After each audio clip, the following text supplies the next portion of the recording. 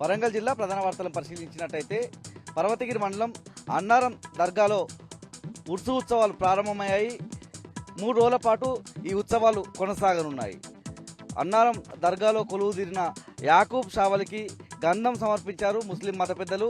దర్గా ఉత్సవాల నేపథ్యంలో పోలీసులు కట్టుదిట్టమైనటువంటి ఏర్పాట్లు చేశారు. జనగామ జిల్లా ప్రధాన వార్తలను పరిశీలించినట్టయితే జనగామ జిల్లాలో బీఆర్ఎస్ వర్కింగ్ ప్రెసిడెంట్ కేటీఆర్ పర్యటించారు. జనగామ బైపాస్ నుంచి జనగామ పట్టణం వరకు భారీ బైక్ ర్యాలీ నిర్వహించారు. రోడ్ షో ద్వారా ప్రజలందరికీ అభివాదం చేస్తూ కేటీఆర్ ర్యాలీ కొనసాగినటువంటి సందర్భం కనిపిస్తూ ఉంది. ఈ నేపథ్యంలోనే జనగామ పట్టణం అంతా గులాబీమయమైంది. కేటీఆర్ను చూసేందుకు పెద్ద సంఖ్యలో కార్యకర్తలతో పాటు ప్రజలు కూడా తరలి వచ్చారు.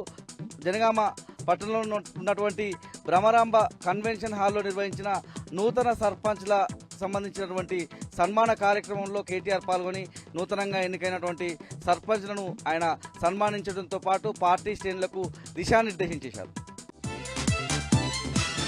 జయశంకర్ భూపాలపల్లి జిల్లా ప్రధాన వార్తలను పరిశీలించినట్టయితే భూపాలపల్లి మున్సిపాలిటీ పరిధిలో ఉన్నటువంటి 12, 13వ వార్డుల్లో బస్తీబాట కార్యక్రమంలో మాజీ ఎమ్మెల్యే గండ్ర వెంకటరమణారెడ్డి పాల్గొన్నారు. ఈ సందర్భంగా ప్రజలకు సంబంధించినటువంటి సమస్యలు, ఆయా కాలనీలో ఉన్నటువంటి సమస్యలను అడిగి తెలుసుకున్నారు. కాంగ్రెస్ పార్టీ అధికారంలోకి వచ్చి 2 సంవత్సరాలు అవుతున్న నేపథ్యంలో పూర్తిగా 2 ఏళ్ల కాంగ్రెస్ ప్రభుత్వంలో ఒక్క అభివృద్ధి పని కూడా భూపాలపల్లి మున్సిపాలిటీలో జరగలేదని, ప్రజలు పూర్తి స్థాయిలో కాంగ్రెస్ పార్టీకి సంబంధించి వ్యతిరేకంగా ఉన్నారన్నటువంటి అంశాలను గండ్ర వెంకటరమణారెడ్డి చెప్పారు.